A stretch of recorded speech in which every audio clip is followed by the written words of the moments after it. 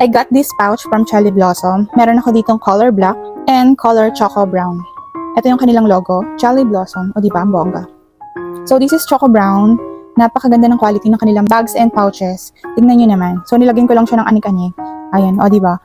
On the go ka na dyan. Binibit-bit ko lang to usually ng nakaganyan para, alam mo naman, social. So anyway, itong leather naman na to, ni Cherry Blossoms is made of vegan leather. So, hindi po siya nade-deform. Napakaganda po ng quality ng kanilang pouches.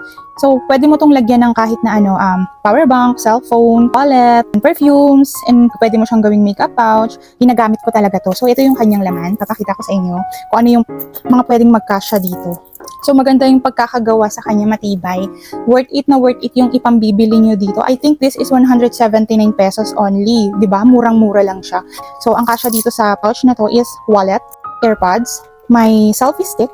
Ayan, diba? Then, itong aking turbo fan. And, syempre, power bank. O, diba?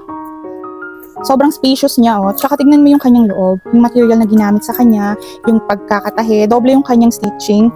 So, hindi ka talaga mag-worry na baka mapunit siya or masira katulad ng ibang leather. Malambot lang din siya. Diba, napakaganda niya. Tingnan niyo naman yung kanyang stitching, oh. Pulidong pulido. 179 pesos lang to, guys. Diba? Titipirin mo pa ba yung sarili mo? May magandang pouch ka na for only 179 pesos. Kaya kung ako sa'yo, itry mo na rin yung Cherry Blossom pouches, i-check mo na rin sa Yellow Basket, and i-check out mo na rin.